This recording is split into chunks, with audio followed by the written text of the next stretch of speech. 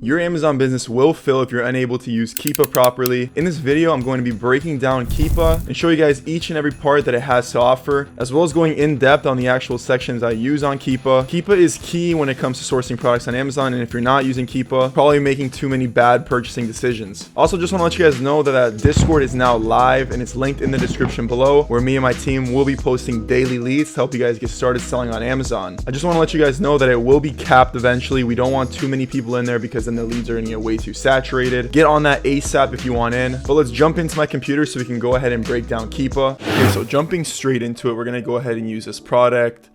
Shilling, teeny knee, dough, stress ball. I don't really know what this is. Looks like it's like some kind of roller or something. Either way, not important. We're going to go ahead and scroll down to the Keepa chart, which is right here. Here we can check the price history of a certain product.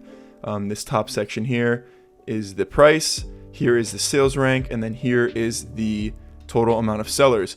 So we can go ahead and dive into this in a second and see the correlation between the price, the sellers, and the sales rank. First things first, I want to get this out of the way.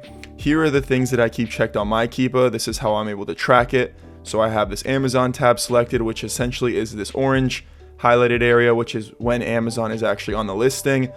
So if the product has a ton of orange on it, it means Amazon is usually on the listing, which is probably a product we want to stay away from because Amazon won't let us compete for buy box. So it's just something you want to stay away from. This one in particular looks like Amazon's not usually on it. And if they are, it's maybe for about a month. So it's something we might want to go for if, we find it for the right price. The next thing I tick is the sales rank. This just kind of pops this up here. This is just an easy way to kind of see how it correlates. It's not super important, but definitely have the Amazon one on. The next thing is the new third-party FBA. This is kind of the price that we're tracking. It's this orange, it's this dark orange line. This just shows all the new FBA offers. It's pretty much the one that we track to see the actual price of the product. And then obviously the pink is the buy box. So if we zoom in here for the week, for example, we can see the orange triangle, which is the new third-party FBA offers, and then the buy box. That's pretty much the most important one is the buy box. That's just where the sales are happening. And usually the FBA offers match with the buy box. So this is where the sales are going. So if you have it listed around this time, it's going to sell for $520. If you have it listed around here, $593, so on. So these are the most important ones I keep checked. This just shows the sales rank over time in a specific category. So for this one in particular, it's toys and games. So it's 3,000, 4,000. Rank in the toys and games section, and then it even breaks down into the smaller subcategories, which I don't think is as important as just the main toys and games one, but I don't really use it too often. Obviously you do want to make sure it's not a super high sales rank because then it's not going to sell, and each different category has its own number it should be around. For toys and games, there's a lot more toys and games listed on Amazon, so it can be a higher rank and still sell, where something like maybe arts and crafts, if it's a higher sales rank, it's not going to sell as fast because there isn't as much in the category. So you kind of get where I'm going with that. And then bottom here, we have the new offer tab. So we can see over time, this is the way it's moved. It's had around 10 sellers, and it jumped all the way to 70, back down to 20 because they must have sold out, and then back up, and then slowly selling back out. The nice thing to look at with these charts is the correlation between them. So here we can see the price was at an all-time high when there's only 10 sellers on it. As soon as a bunch of sellers stepped in, the demand was still there, but the supply was just high. So obviously the price fell because people began to undercut each other. And then as the sellers began to sell off, the price slowly began to climb back up. And then again, the amount of sellers jump up, people undercut, and then we go down. And also now looking at it, we can see that back here, when the price was super high and there was low sellers on it, the sales rank was extremely low compared to it is now. So it was selling a lot faster than it is now. This thing was probably selling 10 to 15,000 times per month, whereas now it's probably selling between 1 to 2,000 with the sales rank. But you can just see the correlation between them. It's so nice to see. That's why you want to really avoid when this new offer count absolutely explodes, because there's a good chance it's going to fall down. And you want to make sure you're forecasting that in when you're purchasing the product and the inventory. You want to make sure you're aware of that, and this does a great job at showing us that. This is just a clear-cut example of more supply, price drops because there's more supply, and then the supply drops, price goes back up. Right now it seems like it's at an equilibrium. It's been consistently selling between $7 and $5 with the amount of new offers on the listing at a very consistent rate. This has been since April, so about, what is that, 6-7 months it's been doing this.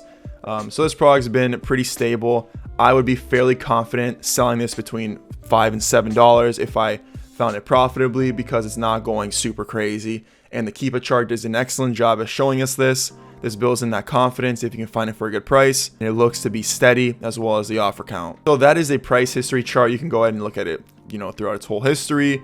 You can look at it through just the year, through the last 3 months. I really like to focus on the last 3 months when I'm sourcing my products. If it's a replenishable down the line, I can always go back and reevaluate my buying decision. But at least I know for the last 3 months, if I can find it at a profitable price between this price point, I know that I can go ahead and make money on it for that month at least. And then this stuff becomes pretty consistent when you start breaking down into the smaller time frames. As you can see, the month has been extremely consistent, and then the week's just been a straight line. That is how we use the actual charts. Now let's get into the other sections of Keepa. Now the track product section, I don't use myself. I don't see the need to. I'm always looking for new stuff to sell. But if you wanted to, you can set a limit here of whatever Amazon's selling it at, and then the new third-party sellers. So let's say I put $5 here, and then I press start tracking. I will get an email whenever this product goes at $5 or less. That way I know that the price is dropping or whatnot. But like I said, I really don't use this. I don't really see a need to. You should always just be looking for new products to sell anyways. This really shouldn't be something you're focused on. But the data tab is something that we definitely want to take a look at. The product details section will just give you a quick breakdown of the product. What section it's in, its reviews, review counts, all that kind of stuff. Like, I don't use it too often, but I do like to look at the current and average sales rank. Like I said, I like to use at least the 3-month section. So the 90-day average, we can see that that's its average rank. However, right now it seems like during the winter time, it's picking up for some reason. So now it's a 1500 rank, whereas on average it's been a 4700 rank. So on average it's selling slower, but at the exact moment we're in right now, it is selling a lot quicker. And this is really good to take a look at, like seasonal items and whatnot. I don't think this is a seasonal item, but it's just picking up steam. Maybe they're doing more marketing, who knows. But this is nice to look at. Everything else though, I don't really look at in this tab. However, the offers tab here is a great tool that we can see and utilize to actually see if people are making sales and how much they're actually selling of that unit. Now, what you want to do as an Amazon seller is hide the quantity you have. Let's say I have 100 units. I can go into the listing and put the maximum order quantity to 5. That way it always shows that I have 5 in stock. So right here, or let's see, this guy right here would be a good example of that. It says he has 1 in stock, or he must have a 1 maximum order quantity limit on this product, so it's consistently stable. Some people won't go ahead and do that, and those are the guys that we really want to focus on. So let's take a look at this guy right here, Game Theory Optimal. Looking at Game Theory here, it looks like he's had a pretty consistent stock count of 350 for a while, and his price has kind of been the same throughout this whole time, because we can see the price here and then the stock count here. The reason it wasn't selling was either A, his product wasn't checked in, so his delivery times were too slow, or maybe there was someone selling it for less and they were undercutting him and he wasn't getting too much buy box rotation. As soon as he hops into the buy box rotation, we can see that his stock begins to drastically go down. So from 350 on October 16th, all the way down to 14 on November 7th. It took him less than a month, about maybe 3 weeks, to go from 350 stock all the way down to 50, or all the way down to 12. So he blew through 350 units of this item within 3 weeks.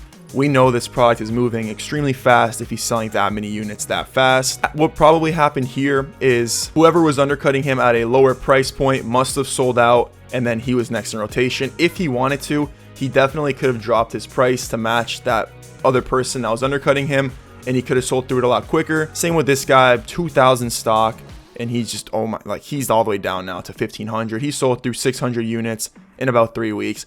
This product definitely selling, and this chart right here is a clear-cut indicator of that. Another thing we can use in the offers tab is scrolling over here. We can see the first seen, and we can filter it by the most recent to the oldest first seen on the listing. So this guy right here, the learning post, he's been on this listing for well over 2 years now, 2.5 years. So he's been able to either A, wholesale this product for that long amount of time, or he's buying it from a retail site. So if we know that these guys are doing online arbitrage, we know that they've been replenishing this item for 2+ years now, so it's been selling very consistently for them, and we can just factor that in when we're deciding if its product is good enough for replenishable or not. The main thing I use this offers tab for is to just see how fast it's actually selling on these guys that don't hide their current inventory. The next part that we really want to look at on Keepa is the buy box statistic. This is just something you always want to check before you buy anything. Always check, make sure there's not one seller absolutely dominating the buy box.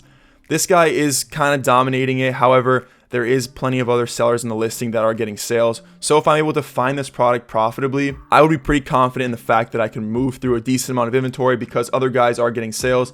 The reason this guy is getting so much percentage of the win must be because he's heavily stocked. I mean, here we can see 2,400 in stock.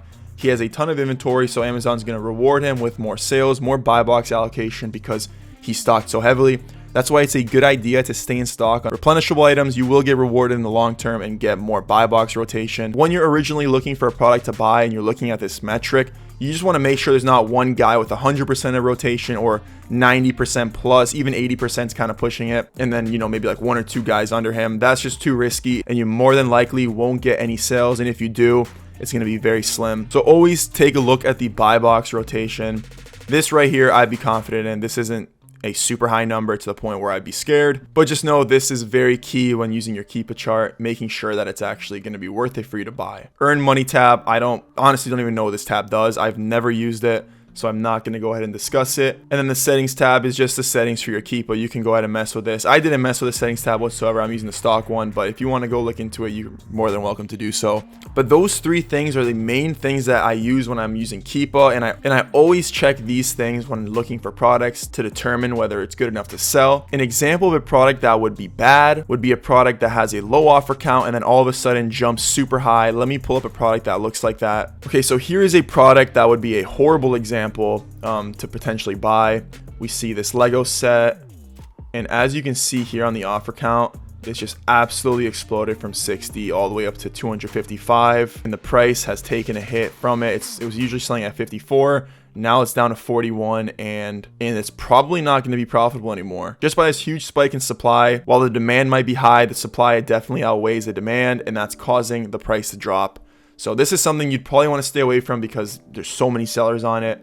If you had any questions on how to use Keepa, I hope this video helped and answer any of them. If you do have any additional questions, feel free to leave them in the comments below and I'll answer that for you. As well as don't forget to join that Discord so you guys get in. Ask me any questions you want in there, as well as take a look at all the leads that we post. Also, let me know down below if you guys want any more tools broken down. I'll be more than happy to go ahead and go over those. Once you guys begin to dive deep and start sourcing your products, you will see just how beneficial Keepa really is. And now that you know exactly how to use it, this will help avoid any potential bad buys. Thanks again everyone for watching, and I hope you guys enjoy the rest of your week. Peace.